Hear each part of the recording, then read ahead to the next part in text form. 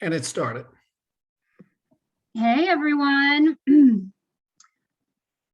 Welcome. As you guys are all just kind of rolling in here and getting settled, I just wanted to say welcome to our September AMA NOLA webinar. I'm going to wait a few minutes just for the bulk of the audience to arrive, but I just wanted to speak so that you knew you were in the right place and to make sure that your audio works and your visual works and all of that. So welcome. We will get started in a few minutes.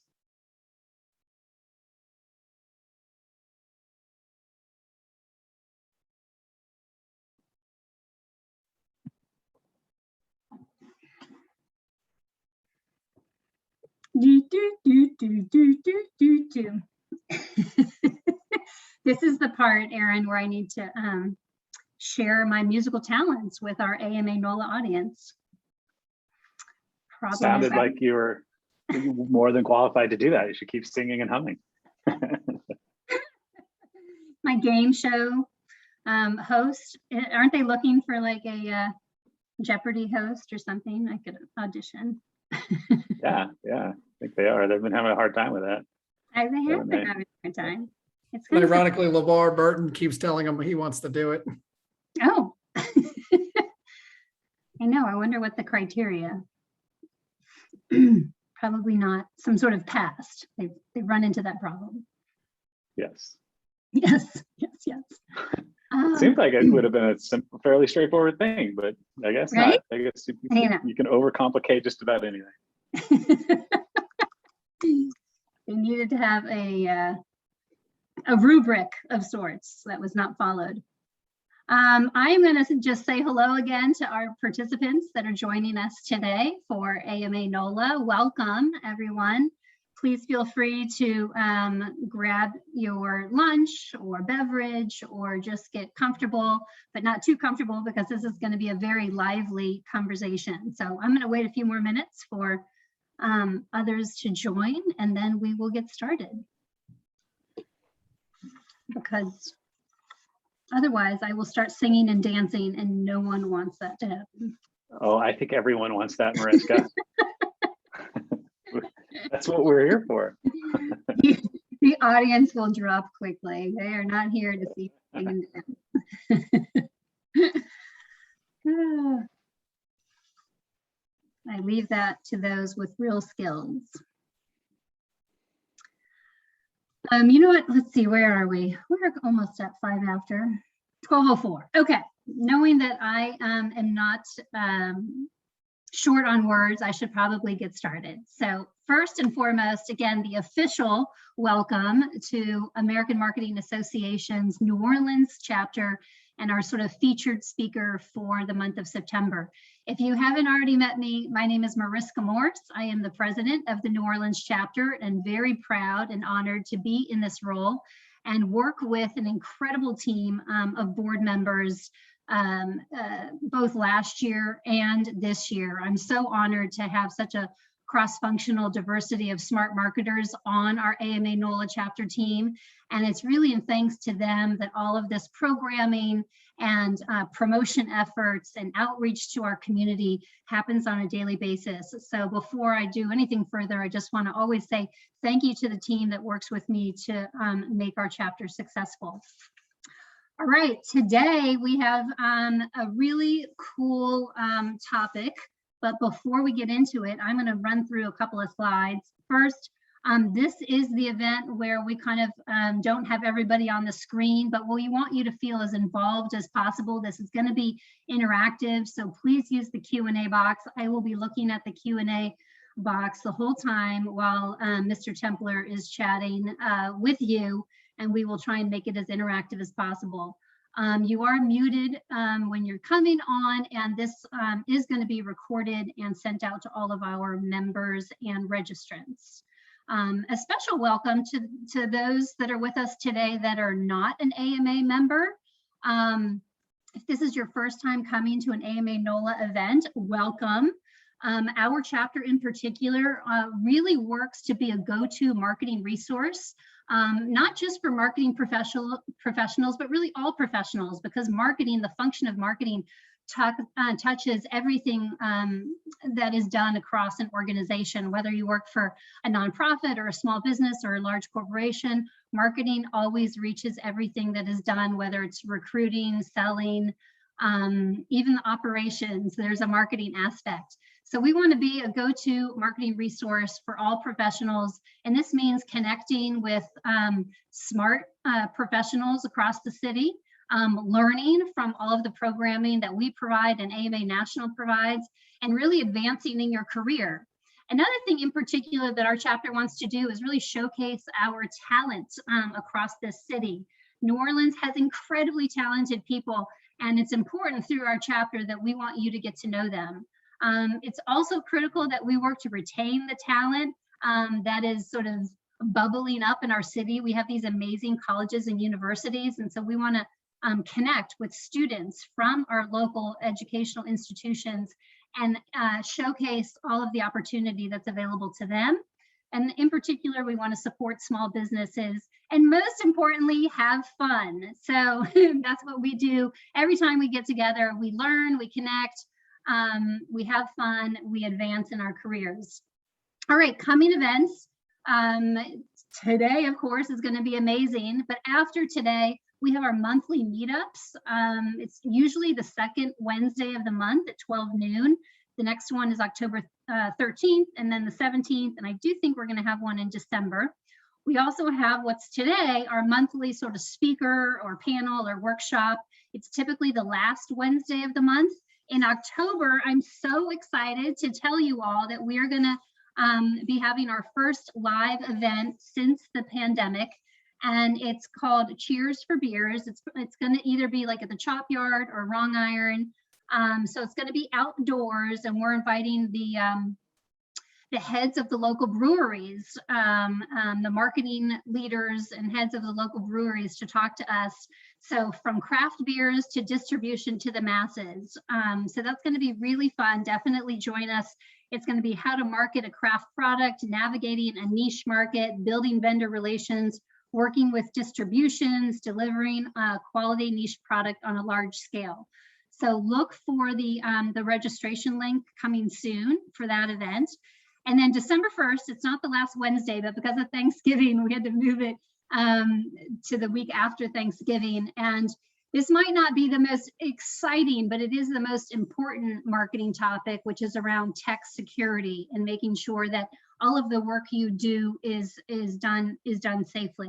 And we've got a couple of great speakers, Jack Reiner and Vince Grimlian, who are local heads of their firms in town to be heading up that panel. All right, so really quick, it would be not right of me if I didn't give a quick pitch for those of you that are not members of AMA. Listen, there is so much that you get out of a membership to American Marketing Association for a very inexpensive price.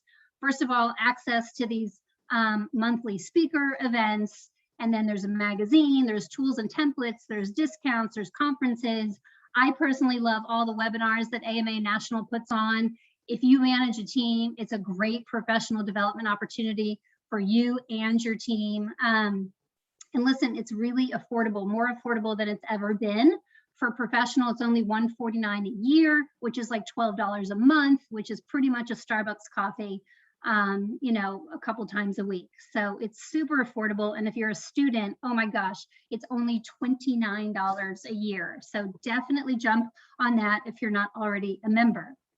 Okay, went through my spiel as fast as possible because I am so excited to get to Mr. Aaron Templer. By the way, if you're not on social media with us, please do so. But drum roll. Aaron Templer is here with us out of Colorado. He is very active with the American Marketing Association. That's where you are, right, Aaron? That's right. Denver, yep. And Aaron and I met through some other AMA events, and I particularly loved sort of his energy and enthusiasm during those events. And then he reached out to me about a book he was doing, and I was like, boom, we have something here. And the best part, if you go to his bio, is this headline: Aaron Templer, an unapologetic polymath. Am I saying that right? Polymath? Yeah, absolutely. Not that tricky.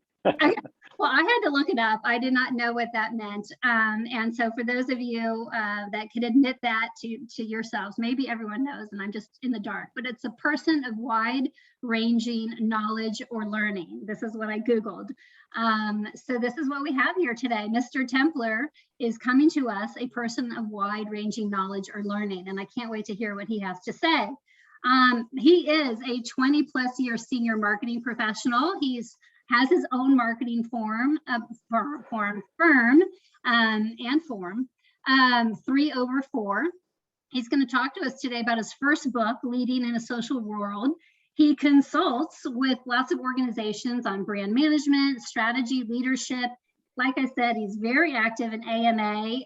He's been the president of the, is it the president of the Denver chapter? That's right, the Colorado chapter, yep. Yes, and involved in also the, is it the professional, like you're a counselor? Chapters Council. Yeah, yep. There we go. I love this part. He keeps a proper resume. He has a music problem and likes to spread ideas. So anyway, these are all really fun facts off of his bio, and I'm going to let Aaron tell you more about himself and his book, about taking a look at social media through the lens of leadership, and a couple of sort of controversial ideas that you put in this description. So any of you that are in social media, I can't wait to hear sort of counterpoint on this particular sentence that says social media marketing data shows us suspect results at best. So with that, Aaron, I'm going to hand it over, and thank you so much for being with us today. Thanks, Mariska. Wow, that was quite the introduction. I think maybe the next session I could give is on how to under-promise, right? So that I can over-deliver. I'm going to take the screen from you, if that's all right, and start sharing mine. Yep, there we go. Okay, great. Perfect. Whoops, I think I'm sharing the wrong thing. Give me just a moment, and we'll get started. But always the screen sharing dilemma. Always tricky, the technology. That's right. Okay. Well, let's jump right on in. Like I said, It was a super kind introduction. Really appreciate it. I'm really excited to be with AMA New Orleans. Beyond a couple folks that I've met at AMA national events, I really haven't been able to connect with the community very much. So it's a real privilege to be here. I mean that sincerely. It's exciting and fun as well. So let me just start by saying that I've got a lot of sources that are in the book, in the presentation, and they're included in this deck, the ones that at least that I'll be talking about today. So I'll share the deck with anyone that wants it, so you don't have to sort of furiously take notes on books and sources and so on. I've been talking about this topic and consulting on it for years, actually.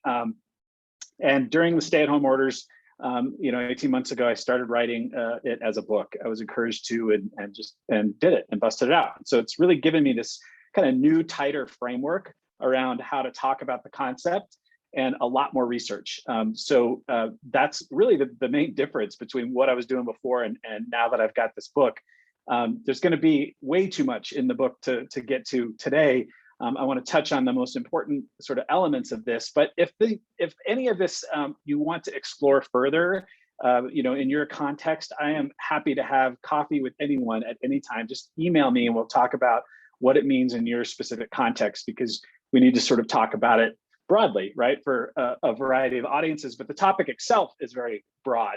It's much more of an approach on what works and what drives value in social constructs, including those that are online, like in social media. And so yeah, it's strategic, it's higher level. And if you want to dive in more to talk about your context, I'm happy to do that, like I said, at any time. So I was doing marketing for a business school back in about 2005 when I heard Clay Shirky, who's a thought leader and professor in the space of online groups, say that it isn't the technical capital that matters, it's the social capital. I was at the time, like I said, doing marketing for a business school, and at the center of our brand promise was leadership. So I was just immersed in leadership to try to understand it really well in order to market it, just like anyone would. And when Shirky's statement was almost kind of in passing in this TED talk that he was giving, but it struck a chord with me, and I've never been able to look at social media. Really, I've never been able to look at marketing the same way since, but certainly social media. So this is really the impetus and the seeds for the way that I've approached social media marketing and driving value in social constructs online since then. It's also where the seeds of bias started to come from around this time in 2005, which we'll talk about in just a second.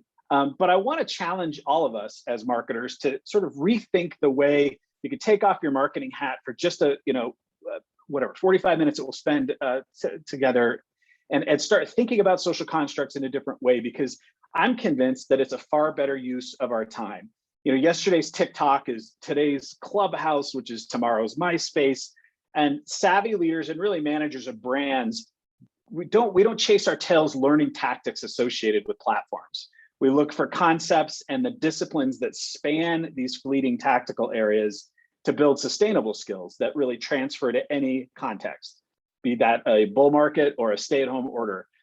We need those skills, especially when it comes to building social capital and social groups that span all of that. So our concern as business leaders and marketers then should be to build these skills in social capital, not the technical capital associated with social media tools.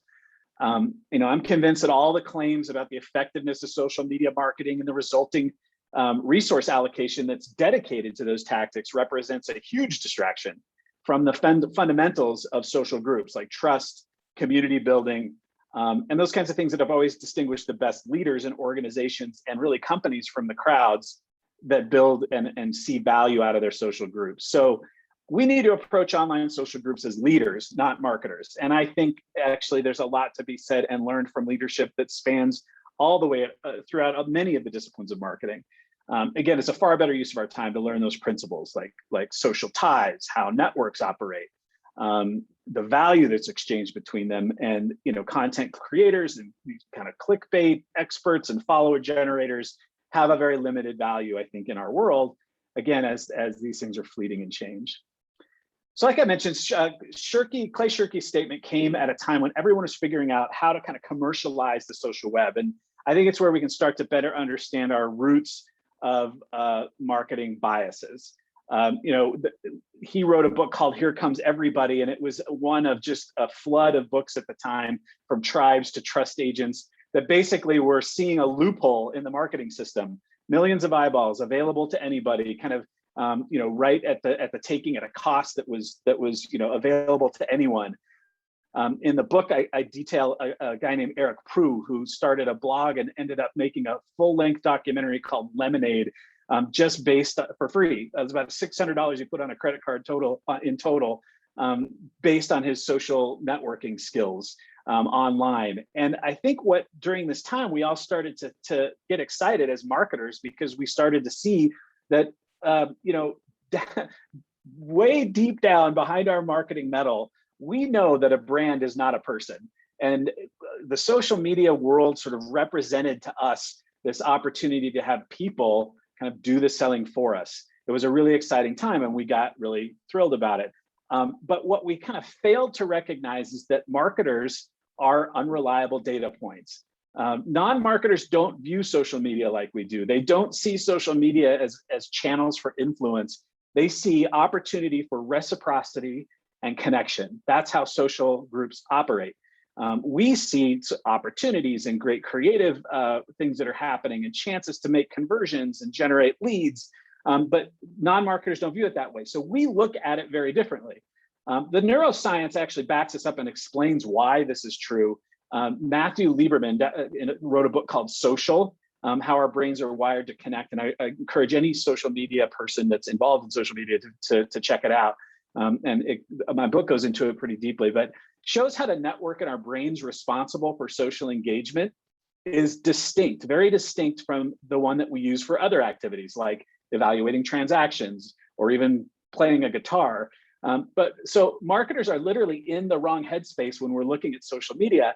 Dr. Lieberman even says it's like a seesaw, in fact. So when the social the social part of the neuroscience, sorry, when the social, I get so excited about this stuff. When the social network turns on in our brain, the other one turns off. It literally is like a switch. And some people are better than others at turning that off and on.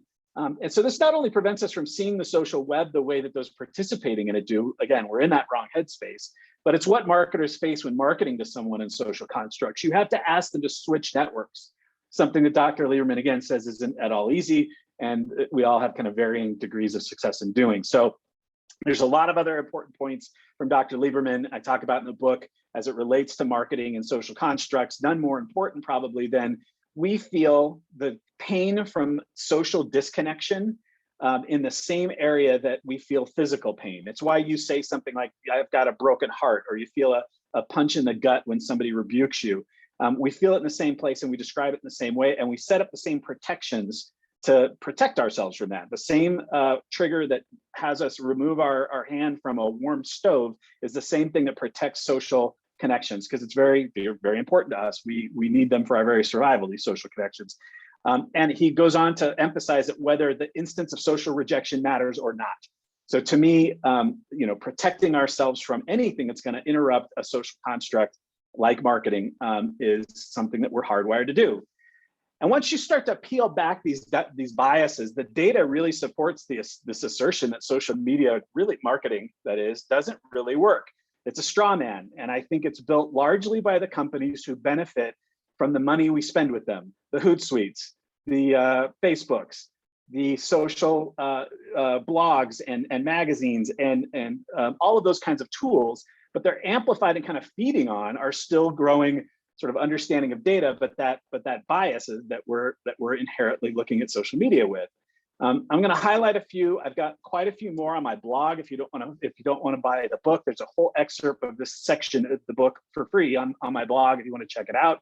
We looked at more than 50 studies of social media marketing, and we kind of peeled back these biases. So let me give you some highlights of what we talk about. The first question that I think is paramount to make sure that we're answering and looking at is who's running the hen house exactly. A study that we found by Altimeter and Hootsuite shows that 26% of marketers tie their social media to business results. That's a really scary number in some ways. 26 of us are looking at things like leads and sales, and looking at social media as something that drives that for business results. That means that 74% of us are relying on the tools. That's what this study found. So you are relying on the very tool that is saying that they're good at social media marketing to tell you if your social media marketing is effective or not. That's I think a real kind of big problem in the social media marketing data that we see and that we uncovered. We also saw a lot of sort of shrugging to the idea of finding ROI. Here's a highlight of that. There's an AMA CMO survey that found that CMOs rank their return on social media 3 out of 7. Totally unremarkable, and they've done this for 4 years counting. So over 4 years, it's been flat at this 3 out of 7 in terms of social media marketing effectiveness, and they're still planning on spending more on it. It's just an incredible finding to me that we, even when we say that it's not very effective for us, we still want to increase our spending on it. Another HubSpot's had another Not Another State of Social Media Marketing report, and they found 35% of social media marketing even think that understanding social media ROI is important, which is a scary number. 93% use these non-business results that I say to evaluate effectiveness, like reach and engagement. Those are not top of the funnel numbers that matter. That's just gaslighting, I think, by these companies. What matters are inquiries, leads, sales, those types of business results. How about this one? A majority of brands are increasing their Facebook posts while seeing declines in them. If you don't and aren't concerned with ROI with your social media marketing, or any marketing for that matter, that's a big problem, I think, in what we do as professionals. This guy's name is Augie Ray. Augie is a UX expert these days, but he used to be in the social media world. And he wrote a blog post back in 2014 that we sort of tore apart, tried to find updated studies about and kind of use that as a guide. He found that social media is not an effective marketing tool across a number of different dimensions, really all of the dimensions that any marketer worth their salt cares about: awareness, decision-making, intent, and new segments, lead gen, any of that. We were able to confirm everything that he found. Again, I linked to his first blog post in this presentation and in the blog. Here's a couple of highlights just to show you what we found to illustrate the effectiveness, the lack of effectiveness of social media marketing. The Journal of Marketing Research found that the mere acting of liking a brand on social media has no positive first order effect on consumer attitudes or purchases. Now that might seem, in fact, they said it was detrimental often, which is remarkable. So liking something has a negative effect on brands often, this Journal of Marketing Research found. A University of Maryland and Duke study found that 170 million users of around 3,000 brands found that word of mouth on social media is subject to bias, that bias is negative, and when it affects brand's performance, it tends to damage it. So, you have to think about that. The larger the following, the more likely word of mouth is to be negative, and it is, more positive when the followings are smaller.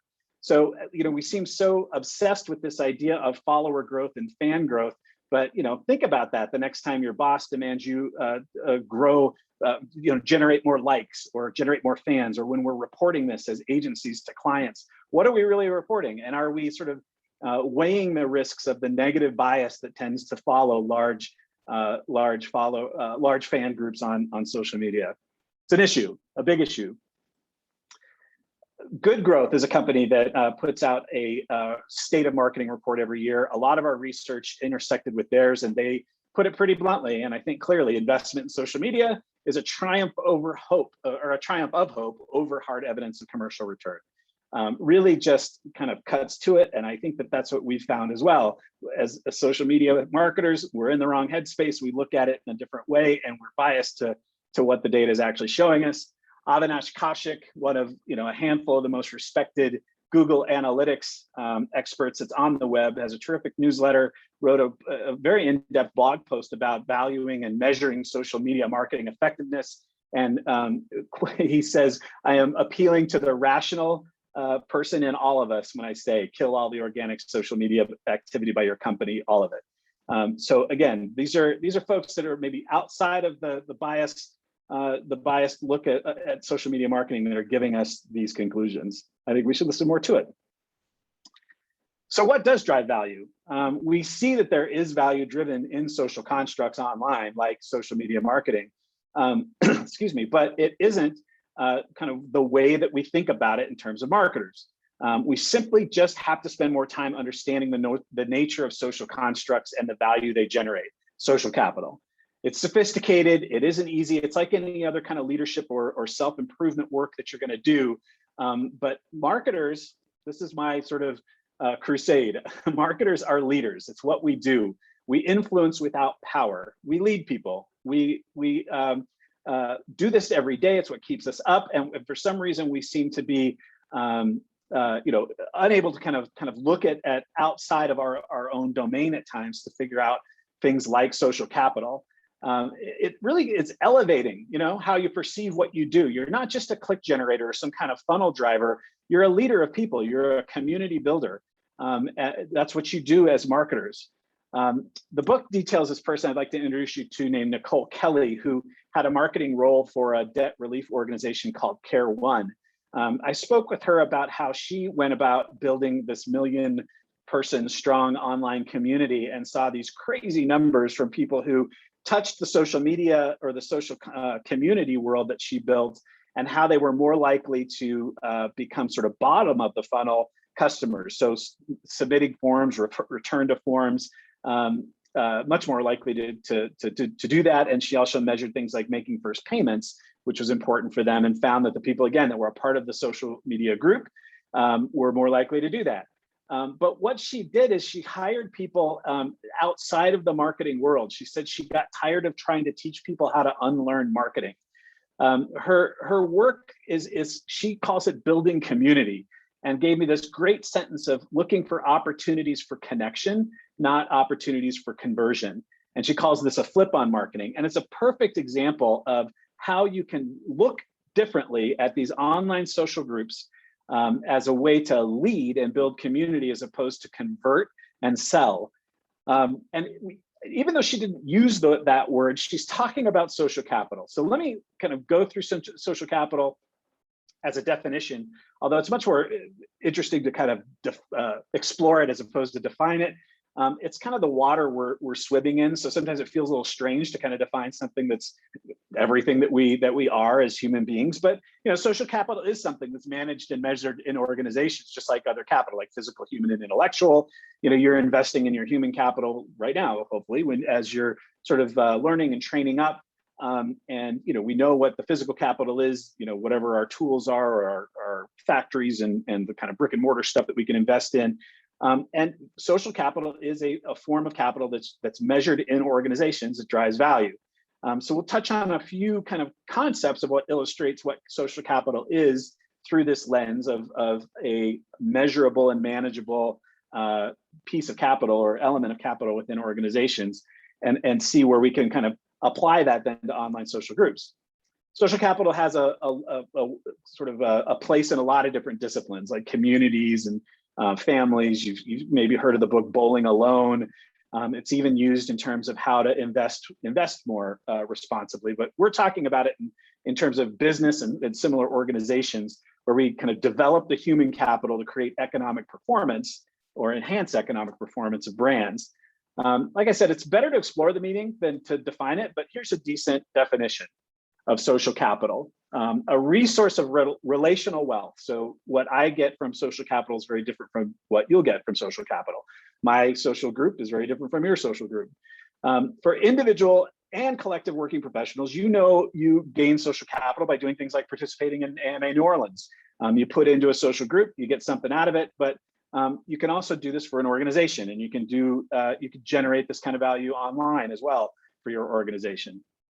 It's created by investing and managing the configuration and operation of networks. The structural side of social capital building is something I think is the new frontier for social media marketers, and we're not going to talk about it much today, but it's in the book, and I think it's really an important and very, very sophisticated kind of place for us to move our thinking about social capital. But that configuration and operation of those networks creates durable social relationships that generate value. So things that last. And so when you break it down like that, and you start to think about what and how that is generated, it's very different from a marketing lens. It's a challenge because it's cumulative. It requires a lot of investment, a lot of time, what the literature calls persistent and cumulative reciprocity. That the more you put into AMA New Orleans and the more often you put it in, the more you'll receive back, right? It's one of those things that you have to spend a lot of time doing. It's not very punctual, so as marketers, we don't like that a lot either. It also is kind of vague what you're going to get out of it, right? There's unspecified obligations. You're not exactly sure what you're signing up for. You don't know exactly when things are going to start returning to you, and you're putting up a risk of no reciprocity coming back to you. So that's a tough thing to convince your CMO or CEO of that's what you want to invest in.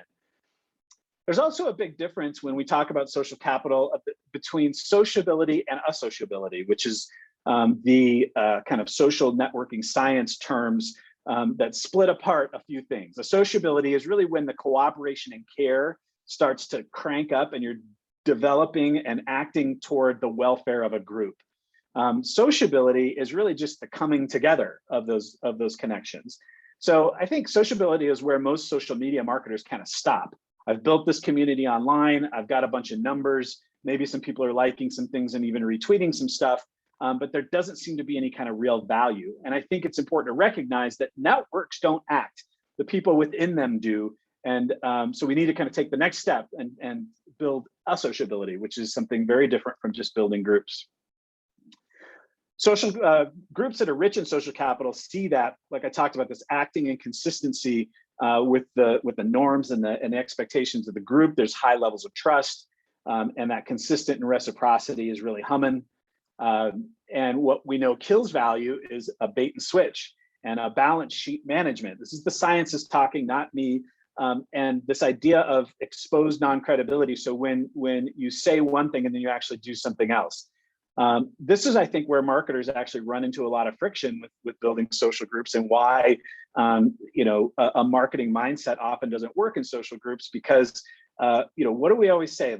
There's all these kind of conjured that we can find no real definitive data around, but these conjured ratios of 60% value-added content to 40% promotional. The fact is that there is no balance sheet in social groups. It's constant, credibility and demonstration of value that you're adding in terms of generating that reciprocity. And it kills social capital when you do that. I think it's one place where, like I said, social media really runs into conflict. What it requires is a democratization, which is very, again, against that marketing mindset of kind of a brand and customers, a flat sort of organization. It requires a human connection, which often promotions and marketing and thinking of a person as someone to convert. So a people using orientation instead of a people building or orientation runs into conflict. And again, that idea of consistency.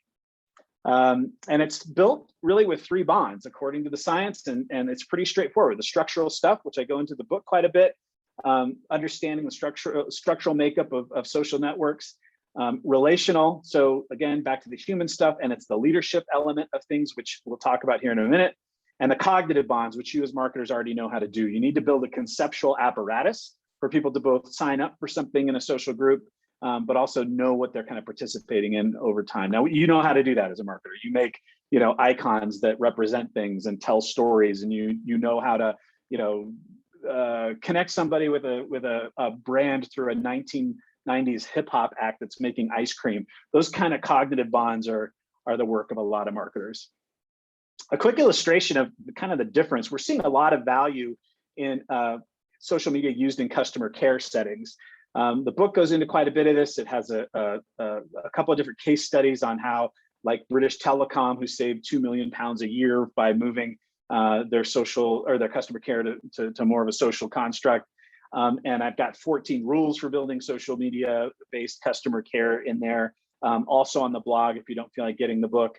But just as a quick illustration of this, we talked to Rob Siefer, who's a Zappos senior director of customer loyalty, and he just told him that the CEO of Zappos, Tony Hsieh at the time, rest in peace, just told him, go to where they are, be where they are, and solve their problems. He wasn't looking to like disrupt marketing or anything. And the way he put it was, customers called us, but we didn't invent the phone. We just kind of picked it up and started answering it. But just to show you quickly, again, I'm just breezing through this, but customer care and social media, it democratizes the relationship, right? You are in service to customers. You're not looking to use them for something else. And there's some reciprocity there. There will be value built for your brand if you do a good job for them. It's fast and it's easy, which is the best customer care. The studies show if you make it fast and easy upstream, that's much more important than kind of solving it with lots of giveaways or fancy make goods, I guess, at the end. And again, it's where customers are. So we'll dive into some leadership skills for building social capital. I thought I'd pause here. I'm kind of rolling downhill. I've got the Q&A open and I'm not seeing any questions, but let me know if I can answer anything. I don't know if there's, Mariska, if you're monitoring the chat or not, but let me pause here before we do this for the next like 10 minutes or so. Yeah, I'll talk about leadership skills. Give you a breath. I think we're all just like sitting here with our mouths open, at least I am. And like, wait a second, you're saying some like, crazy stuff. But interesting, like the more you go, like the more you talk, the more I want to like, well, wait, I'm supposed to kill my social media, but why? And then I'm loving this social capital and the customer care, because in my mind, anytime that I fall in love with a brand, it's because of an interaction I had, so I think that's kind of the direction you're going. But Jack Reiner just said, can Aaron repeat, go to where they are and solve their problems? Yeah, so I think maybe, Jack, you're talking about the social media and customer care as an illustration of how it's different from social media marketing, which Mariska, again, that's kind of the social media marketing, very different than social media, right? So killing social media marketing is one thing, but rather than just killing all of your social media, although Avinash will have you believe that that's the case. I think, Jack, this is what you're talking about. Customer care democratizes the relationship. It's built on reciprocity. It's fast and easy, and it's where the customers are. Is that right? Or were you talking maybe about the Rod Siefer conversations? Tony Hsieh just told him to go to social media because that's where people are and start solving problems. Maybe that's what you were talking about. And he kind of illustrated that just like we did with the telephone. That's where people were, they were calling us, so we picked it up. We didn't invent it. He wasn't looking to do any kind of revolutionary social media marketing disruption. Okay, so you're not saying get rid of your Instagram account, you're just saying use it differently. I might be saying, I don't know, like it sort of depends on how people are using their Instagram account. Yeah, I think that there are plenty of instances and times when it would be a much better use of resources to not do it at all. Absolutely. If you can't move it to a place that, again, democratizes the relationship and focuses on reciprocity and uses these kind of leadership principles that will go into it, largely can be a waste of time, unless you've got some data that shows otherwise, and by all means keep doing it. Okay, all right. I've got where there's more. I want everyone to start putting stuff in the Q&A or the chat. I'm checking both, but I want this to get into a conversation because I think there's some really cool radical ideas here. All right, Aaron, I'm giving it back to you. Yeah, let me just talk. I want to leave some room for conversation as well. So the last section here is about the leadership skills that build social capital online. It's the same as how you can build social capital within organizations. It really transfers across just kind of what the research shows. And I think, again, not only will it make you a better marketer in social constructs, or at least a better communicator, it's really how you can start to switch your thinking from conversion to connection, building community as opposed to looking for a people using sort of approach, and to start building serious value. It'll also transfer to just you as a better leader. So the book looks at really the idea of social capital is what I call hidden in plain sight. There's a lot of work around it, but kind of very few actual sort of books and papers that focus specifically on it. So I dig into 4 of them and kind of pull out the social capital specific stuff that based on their own research, it kind of jives with the research that we found through academic papers of organizations that build social capital well, and the leaders that are responsible for that. These are the 4 that I recommend and kind of dive into quite a bit. It's all research based, and I think it's important to look at that. So one of the academic papers that we studied kind of gave me some fundamentals to build on, and it gives us some basic fundamentals, and then we found within those leadership books the real specifics about the way to go about it. So we signed up for a social group, again, with no promise for return, a vague sense of reciprocity, and demonstrating credibility from the jump is essential. So talk about who you are as a brand, or who you are as a leader, as a person, what your style is and what your background is. Show that you're human so that people can connect and believe in it, is an absolutely critical start to this. And again, this is where sometimes a social media marketing approach runs into conflict, because we want to build a brand that's kind of has a halo around it. The next fundamental is walking the talk. We talked about this, how bait and switches kills social capital. We know this to be the single most important dimension of leadership. Like when we sign up to follow a leader, we demand that they be true to what they're saying, actually walk the talk. Then a leader identifies needs, listening, asking questions. I've got a cool kind of hippie treatise on asking questions in the book that'll sort of open your mind on how to ask good questions, and then develop relationships based on those needs. So pretty straightforward stuff, but very difficult to do, right? Putting your own agenda aside, acting more like a coach. If anyone's ever had a professional coach, that's what they do. And then lastly, the last fundamental is to inspire a shared vision. This comes straight out of the Kouzes and Posner book, which I think is also what brand is all about. Brand management is all about. If you notice, this isn't flipped. It's not share an inspired vision. A leader that's interested in building social capital understands what the needs are of the group, listens a lot, finds those common threads, and inspires that shared vision. Again, that's just kind of good branding. The Academy of Management had a paper, again, about leaders who've built cultures rich in social capital. And what they found is that there are 3 approaches. They think of themselves as a position and a responsibility to diverse stakeholders. We'll talk a minute about that. We'll illustrate it with a Ann Taylor case study. They're in a partnership approach with their constituents. Like I said before, they ask good questions and then they act as coaches.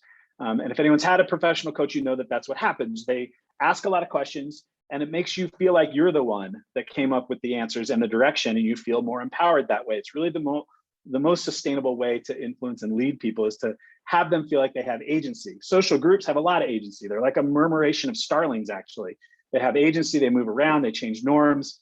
And so that's an important way to lead that kind of a group.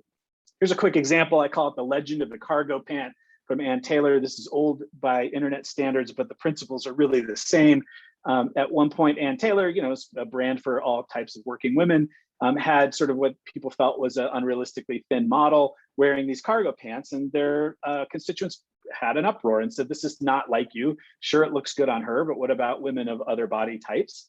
And so Ann Taylor offered more of a remedy than an apology, saying, okay, well, what we'll do is we'll order these pants in the size of the working women that are in our office, and we'll post pictures of them wearing it, and you can decide for yourself, which is exactly what they did. And this generated all kinds of wonderful sort of praise for Ann Taylor, even as they let conversations talk about how ugly the pants were continue.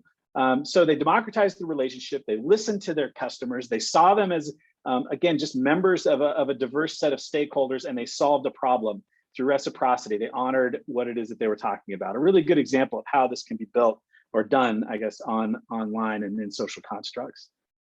The next, we're running short on time, so I'm just wanting to kind of show you a few of these characteristics of leaders that we follow willingly. This is, again, based on Kouzes and Posner's research. They update it every year, and it hardly ever changes.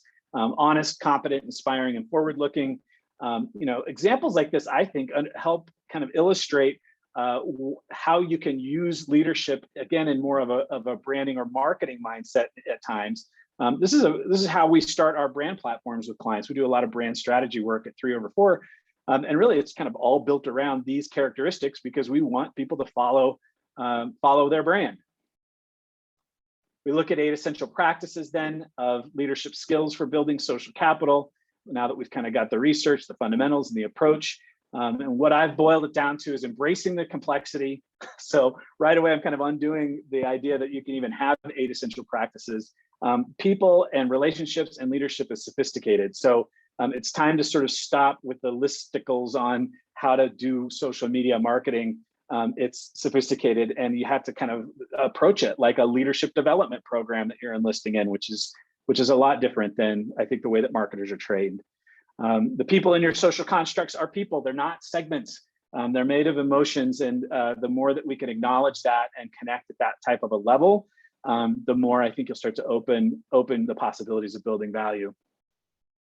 Strategy, super important. Get yourself and your brand together first. Like I talked about with credibility, you have to be authentic in the way that you lead and the way that you present yourself to social groups. So get that together first, whether that's a brand strategy or whether it's yourself as a leader, understanding your strengths, your weaknesses, what your style will be, and how you're going to come again and be present in these constructs.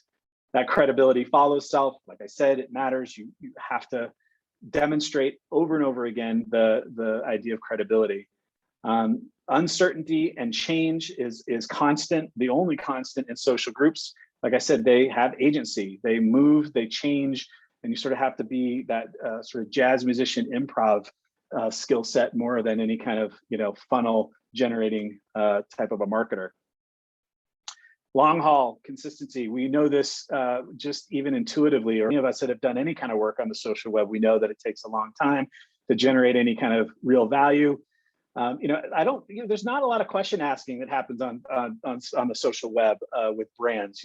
Ask more questions, learn from your group, and coach them around things, as opposed to sort of thinking of yourself in a brand customer relationship.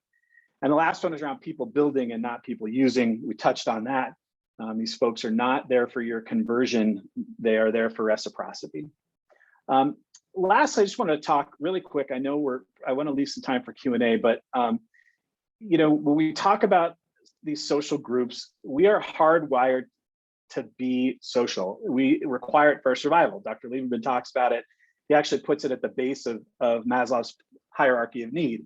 We need to connect early and often and deeply in order to survive. So we have a hardwired sort of nature about these social connections. And so when we lead in this way, we're actually recognizing humanity, we're affirming humanity, and it creates a much more richer environment, I think, for all of us to live in. And we also find that weak ties, so there's strong ties in social networks. This is the structural stuff, by the way, that we didn't have a chance to get to. There are strong ties in social clusters. There are weak ties in social clusters. And weak ties bring tremendous value. And it really is the whole science that backs up DEI practices. Weak ties find homes for good ideas. They generate value in all kinds of incredibly enriching ways. But they also create value across larger communities. The science is clear for that. It's kind of the infrastructure for idea exchange.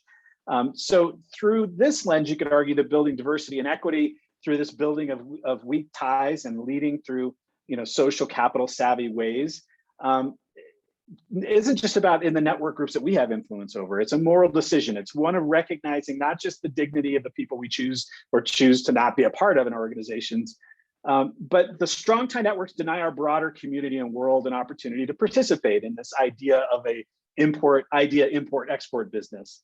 And I think those who resist DEI or even social capital sort of approaches to leadership are really preventing a place for an idea to find a home and thrive. So leading with a social capital mindset and DEI efforts very closely married, they have moral implications, much wider spread than simply those of us that are prioritizing it in a single organization. It's kind of like wearing a mask in the middle of a pandemic. It's not just affecting your health, it's really for all of us. So with that, I would love to encourage you to check out my book. It's out, it's available. I'm super excited about it. It's the first time I've ever done anything like this. leadinginasocialworld.com. Again, this presentation has a bunch of links and a bunch of resources. I've got it on my blog as well, and I'm always happy to connect one-on-one through coffee. So it's a lot of content. Would love to start having a dialogue now with the next 10 minutes or so that we've got together. Thank you. That was it was really cool. There's such provocative statements at the beginning there, and I'm pulling in Allison, who is a board member on AMA NOLA and heads up a very successful social media marketing firm. And I just thought, let's kind of get her immediate reaction, kind of like, State of the Union when they bring in the different people to react to the to the presentations. So Allison, you're on CNN right now. What do you think of Erin's? Oh my goodness. Well, first of all, Erin, everything you said was so insightful. A lot of it too, I had questions in the beginning, and then when I began thinking about it and through you talking through everything, I had that aha click moment in my head. So one of the things you said was, sometimes people aren't finding leads through social media. And then you went on and talked about human connection, credibility, all that stuff. And one of the insights I do want to share is sometimes you do get leads and sometimes you don't, but it just depends on how you're using your social media platform, right? So sometimes people use their social media platform as a receptionist. So, when you call somebody and, hi, what are your hours of operation? What are you serving today? This and that. That's the perfect opportunity for you to use social media, as people don't necessarily call companies anymore. They just contact them through social. I love that it's a strong customer relations engagement tool. Now, people may not be saying, okay, I need 4 hamburgers today and this and that, and we need 10 prescriptions filled, but they know your hours of operation. They know where you are. They can ask you any of those questions. So one of the things with social media is, what are you using it for? Are you using it for, that front desk reception, somebody who can just answer questions quickly? Are you using it because you're a boutique? You want people to press the buttons very quickly and be able to access clothes wherever, whenever, and press buy. I think that's the main thing that we didn't really touch today was, what are we using it for? And if you did touch it, it could go on for hours and hours and hours. So the main thing is, what is our purpose for social? What is the client's purpose? And how is it best being utilized? But mostly what you said, the human connection and credibility is so strong. And that goes for whatever your purpose is for. What do you think, Erin? Yeah, I think the challenge Look, I'm not, first of all, I'm a really bad debater. So risk, I'm not gonna. No, no debate, no debate. Yeah. No, this isn't. And Allison, Just building on what you were saying. I agree in that that it's understanding the objective of what you're sort of getting out of social media. And I also heard you say some really cool conversion to connection, because if you're connecting, you're gonna get conversion. Right. It's like that front desk reception goal that most people do have. You know. yeah, I think that makes a ton of sense. And I think, Allison, if you're, and I just said that to be funny, I'm not, I don't hear what you're saying at all. That was building a lot of value. And so thanks for that. I think that, if you're measuring business results from your social media activities and it's returning what you want it to return, I'm not here to talk you out of stopping doing that. Like, of course you should do it. I think we have, as marketers, gotten into a certain way of thinking about social media that prevents us from looking at that, though. And if you are seeing business results from approaching social media from a front desk receptionist way, I've got a PR colleague of mine that talks about, you need social media like you do, a manicured lawn out in front of your office. You just sort of have to have that presence. That's fine if you think that that's valuable to you. And if you're spending in accordance with that, if it makes sense, like what you pay for someone to come and weed and mow your lawn is commensurate for what you think the value is. So yeah, and I think that there is value in those ways. I think what we see is an often sort of a myopic focus on what the value can be from or should be from social media. And that will then run afoul directly with what we're actually spending on it and what agencies, frankly, will choose to, like mine, will choose to charge you for it. So I think that's the most important thing. If you're measuring actual business results and you're able to break through from the Hootsuites and the Facebooks who are telling you that this is generating value when it's really not, and you've got your own measurements to prove it, then yeah, I'm not here to talk you out of not using it. But you're a really good point, Allison. Make sure you know what you want to get out of it so that you know what to measure.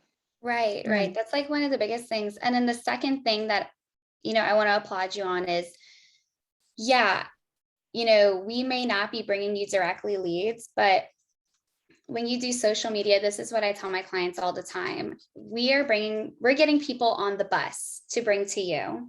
And that's pretty much what you were saying too. We're not the closers. It's not our job to, say a bar is one of my clients. I'm not the server. I'm not working the cash register. I'm not the cook. I'm not closing a deal, or if you bring them to an esthetician spa, or if they call the esthetician spa to make an appointment, we as marketers aren't the closers. Our job is to bring the people on the bus to you.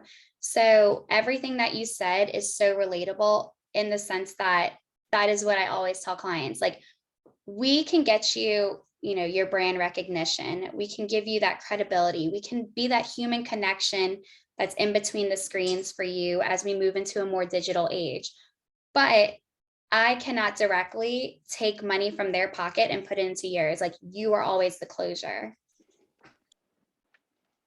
There's a question in the chat about social media advertising, and I know we only have a minute left, but I wanted to touch on it for Adrienne. Yeah. I think if you've built a community that you can advertise to successfully, again, and your numbers are showing that it's worth it for you, then I'm not going to tell you that it doesn't work. So this is the focus of the book, and my sort of work is specifically around organic social media and building relationships and building social capital. It's not an advertising book. So, that's a whole sort of advertising thing. You build an audience and you advertise to them in ways that's effective. So if it's, again, working for you, great.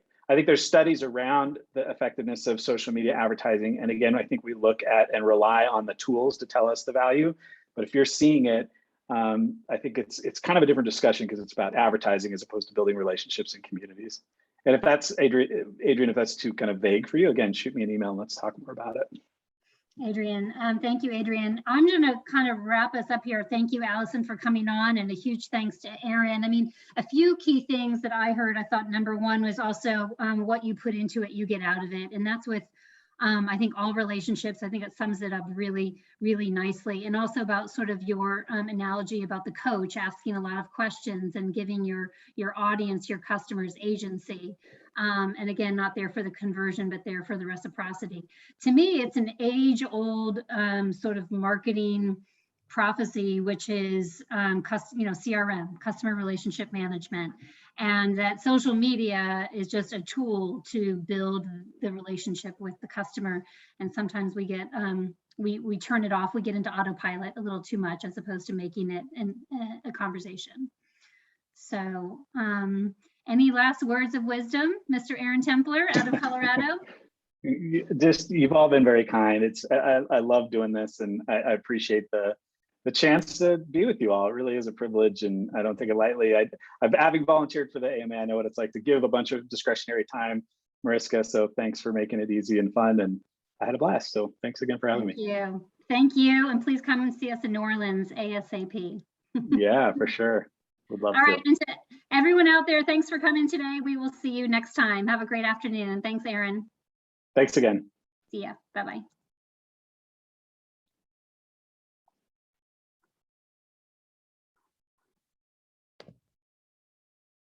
I'm going to hop off, Mariska. I've got a meeting right now, actually. So I couldn't tell if we stopped. We're still recording, I think. But Aaron, thank you very much. Thank you again. Thanks, Will. You guys made it super easy.